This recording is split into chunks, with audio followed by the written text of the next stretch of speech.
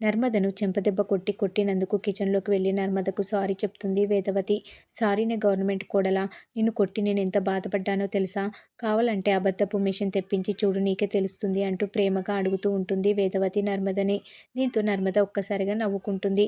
అయ్యో అత్తయ్య, మిమ్మల్ని నేను క్షమించడం ఏంటి? మీతో మాట్లాడకుండా నేను ఉంటానా? ఆ రోజు జరిగింది నేనెప్పుడో మర్చిపోయాను అంటూ వేదవతిని హగ్ చేసుకుంటుంది నర్మద. మొత్తానికి అత్త కోడలిద్దరూ కలిసిపోతారు. ఇక గదిలో బెడ్‌పై కూర్చొని బాధపడుతూ ఉంటుంది వల్లి. అప్పుడే గదిలోకి కోపంగా వచ్చి చాప దిండు తీసుకొని బయటకు వెళ్లేందుకు ట్రై చేస్తాడు చందు. దీంతో వల్లి అడ్డుకుంటుంది. బా బా ఎక్కడికి బా అంటూ వెంటపడుతూ ఉంటుంది వల్లి. బయట పడుకోవడానికి అంటాడు చందు కోపంగా. అదేంటి బా, బయట పడుకోవడమేంటి బా అంటుంది వల్లి బాధగా. ఇక నుంచి ఇలాగే పడుకుంటాను అని అంటాడు చందు. బా ఇప్పటికే మానసికంగా చచ్చిపోయాను బా, ఇంకా నన్ను దూరం పెట్టి చంపేయకు బా అంటుంది వల్లి దీనంగా. ఏంటి, నువ్వు మానసికంగా చనిపోయావా? నువ్వు కాదు, నన్ను నన్ను మానసికంగా చంపేశావు. నమ్మిన మా వాళ్ళందరినీ చంపేశావు అంటాడు చందు కోపంగా. అది కాదు బా, ఏదో మా అమ్మ వాళ్ళ మాటలు విని బుద్ధి తక్కువ తెలియక అంటూ ఉంటుంది వల్లి. ఏయ్, తెలియక కాదు, తెలిసే తెలిసే ఒక ప్లాన్ ప్రకారం మీరందరూ కలిసి మమ్మల్ని మోసం చేశారు అని అంటాడు చందు కోపంగా. అయ్యో అది కాదు బా, నేను చెప్పేది విను బా అంటూ ఏడుపు స్టార్ట్ చేస్తూ ఉంటుంది వల్లి. ఛీ, ఆపు ఇంకా. ఇంకా అబద్ధాలు చెప్పడానికి నీకు సిగ్గు లేకపోవచ్చు, కానీ వినడానికి నాకు అసహ్యంగా ఉంది అంటూ కోప్పడుతూ ఉంటాడు చందు.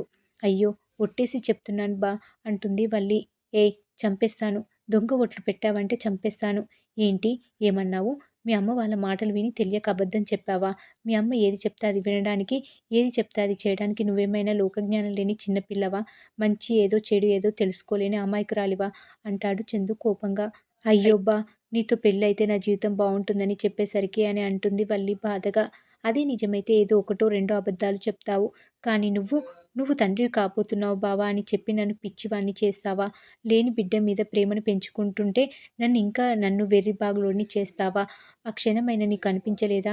అయ్యో, ఈ అమాయకుడు నిజంగానే తండ్రి కాబోతున్నాడని ఆశలు పెంచుకుంటున్నాడని అంటూ సూటిగా నిలదీస్తాడు చందు శ్రీవల్లిని. అయ్యో బావా, ఆ విషయంలో నేను చాలాసార్లు బాధపడ్డాను. నీకు నిజం చెప్పాలని చాలాసార్లు అనుకున్నాను.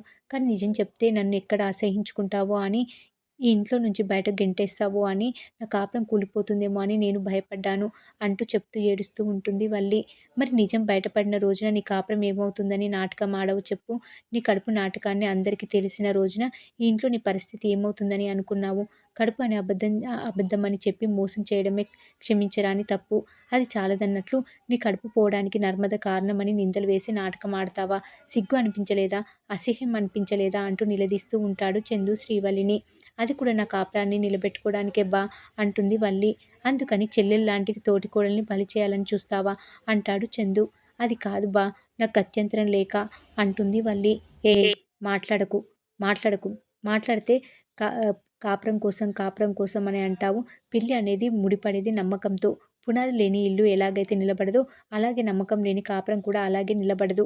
మరి ఇన్ని అబద్ధాలతో, ఇన్ని మోసాలతో కాపురం ఎలా నిలబడుతుంది అని అనుకున్నావు? ఇద్దరు వ్యక్తులు ఒకరి కోసం ఒకరు నూరేళ్లు సంతోషంగా బతకాలని చెప్పేదే పెళ్లి. మరి నా జీవితంలో సంతోషం లేనప్పుడు, నా జీవిత భాగస్వామి అబద్ధమైనప్పుడు మరి బంధం నూరేళ్లు ఎలా సాగుతుంది అని అంటాడు చందు శ్రీవల్లితో. బా బా నన్ను దూరం పెట్టకు బా అంటూ వేడుకుంటూ ఉంటుంది వల్లి.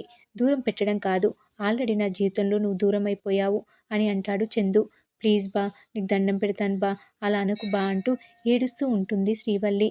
చూడు, నా జీవితంలోనే పెళ్లి వద్దు అనుకున్నాను. కానీ పెద్ద కొడుకుకు పెళ్లి చేయలేకపోతున్నానని మా నాన్న పడుతున్న బాధ చూడలేక నీతో పెళ్లికి ఒప్పుకున్నాను. నా పెద్ద కొడుక్కి ఉత్తమమైన భార్యని తీసుకొచ్చానని, ఈ ఇంటికి మంచి కోడల్ని తీసుకొచ్చానని మా నాన్న భ్రమలో బతుకుతున్నాడు. నీ గురించి, నీ మోసాల గురించి, నీ నాటకాల గురించి తెలిస్తే ఆ క్షణమే మా నాన్న గుండె ఆగిపోతుంది. ఆ ఒక్క కారణమే నిన్నిక్కడికి రానిచ్చింది అని అంటాడు చందు కోపంగా. బా ప్లీజ్, ఇంకెప్పుడు అబద్ధం చెప్పను, ఇంకెప్పుడు మోసం చేయను. నన్ను దూరం పెట్టకు అంటూ ఏడుస్తూ ఉంటుంది వల్లి. నేను చూస్తుంటే నువ్వు చెప్పిన అబద్ధాలు, నువ్వు చేసిన మోసాలు అన్నీ గుర్తుకొస్తున్నాయి. అలాంటిది నీతో మనసు చంపుకొని కాపురం చేస్తానని ఎలా అనుకుంటున్నావు అంటాడు చందు. అయ్యో బా, నేను ఇదంతా చేసిందే నీకోసం బా, అలాంటప్పుడు నువ్వు నన్ను దూరం పెడితే అంటుంది వల్లి బాధగా. నువ్వు దూరం పెట్టడం కాదు, భార్యగా కూడా చూడను. అందరి ముందు నువ్వు జస్ట్ భార్యవి. గదిలో కాదు, నా జీవితంలో కాదు. మన మనసుల మధ్య ఒక కనబడని గీత ఉంటుంది. అది ఎప్పటికీ చెరిగిపోదు. తిరిగి నా మనసులోకి నువ్వు చేరలేవు. అది గుర్తుపెట్టుకో అని బయటకు వెళ్ళిపోతాడు చందు కోపంగా. దీంతో వల్లి కుమిలి కుమిలి ఏడుస్తూ ఉంటుంది. ఇక మరోవైపు గదిలో ఆలోచిస్తూ కూర్చుంటూ ఉంటుంది ప్రేమ. కింద పడుకున్న ధీరజ్ ప్రేమను అలా చూసి ఆశ్చర్యపోతాడు. ఒసే రాక్షసి, నిద్రపోకుండా ఏం చేస్తున్నావే? కొంపదీసి క్షుద్ర పూజలు, మంత్రశక్తులు ఏమైనా ప్లాన్ చేస్తున్నావా ఏంటి? అని అడుగుతాడు ధీరజ్. ఎలా నిద్రపోనురా రే, మనసు నిండా బాధ ఉన్నప్పుడు కంటి మీదకు నిద్ర ఎలా వస్తుందిరా అని అంటుంది ప్రేమ. బాబోయ్! ఇంత పసి వయసులో అంత బీభత్సమైన వేదాంతం వరదలా బురదలా తన్నుకొస్తుందంటే మామూలు విషయం కాదు. అసలు నీకు నిద్ర పట్టకపోవడానికి కారణం ఏంటే? అంటాడు ధీరజ్ దగ్గరికి వెళ్ళి. రేపు అమూల్య కేసు హియరింగ్ ఉంది కదా! అటువైపు అన్నయ్య పుట్టిల్లు, ఇటువైపు అత్తిల్లు అంటుంది ప్రేమ బాధగా. ఒసే రాక్షసి, ఇలా రావే అంటూ దగ్గరికి తీసుకుంటాడు ధీరజ్. ఒరేయ్! ఒకవైపు నా పరిస్థితి చూస్తూ కూడా ఇలాంటి పరిస్థితిలో నీకు హగ్గులు ముద్దులు కావాల్సి వచ్చిందేంట్రా అంటుంది ప్రేమ కోపంగా. అది కాదే, ఇలా రావే. జనరల్గా అయినా వాళ్ళు క్షమించరాని తప్పు చేసినా సరే వాళ్ళకి శిక్ష పడకూడదని కోరుకుంటాం. అలాంటిది తప్పు చేసింది సొంత అన్నయ్య అని తెలిసినా సరే శిక్ష పడాలని మా వైపు నిలబడి మాట్లాడావు చూడు, అప్పుడే మనసులో ఇంకో మెట్టు ఎక్కేశావు అంటూ ప్రేమగా దగ్గరికి తీసుకుంటాడు ధీరజ్ ప్రేమని. నీ బాధను, నీ పరిస్థితిని అర్థం చేసుకోగలను. కానీ ఏం జరిగినా తీసుకోక తప్పదని నువ్వు అర్థం చేసుకోవాలి అంటాడు ధీరజ్ ప్రేమతో. రే, నేను కూడా కోర్టుకు రానా అంటుంది ప్రేమ. వద్దే బాబు, రేపు మీ నాన్న ఎలా బిహేవ్ చేస్తాడో అర్థం కాదు. ఇంకా నువ్వు అక్కడే ఉంటే నిన్ను చూసి ఇంకా రెచ్చిపోతాడు. దానివల్ల నువ్వు ఇంకా బాధపడతావు. దా, ప్రశాంతంగా పడుకో అంటూ ప్రేమను నిద్రపుచ్చుతాడు ధీరజ్. మరోవైపు తెల్లవారగానే వేదవతి ఇంటికి నలుగురు స్త్రీలు వస్తారు. వేదవతి వదిన, నా కోడలు నెల తప్పింది. నీకు తెలుసు కదా వదిన, మా కోడలితో మా ఊరు గ్రామదేవతలకు పూజ చేయించాము. అమ్మవారి పసుపు కుంకుమలు నీకు ఇచ్చి వెళ్దామని వచ్చాను. ఈ పసుపు కుంకుమలు పూజ గదిలో ఉంచండి. అమ్మవారి ఆశీస్సులతో మీ ఇల్లు పిల్ల పాపలతో పచ్చగా ఉంటుంది. అమ్మ ఇలా రా అమ్మ అంటూ అక్కడే నిలబడిన శ్రీవల్లిని పిలుస్తుంది పక్కింటావిడ. దీంతో దగ్గరికి వస్తుంది వల్లి. కొంగు పట్టమ్మ, పసుపు కుంకుమ తీసుకుందువు గాని అంటూ పసుపు కుంకుమ వల్లికి ఇవ్వబోతుంది. ఆగండి ఒక్క నిమిషం. నర్మద, నర్మద అంటూ పిలుస్తుంది వేదవతి.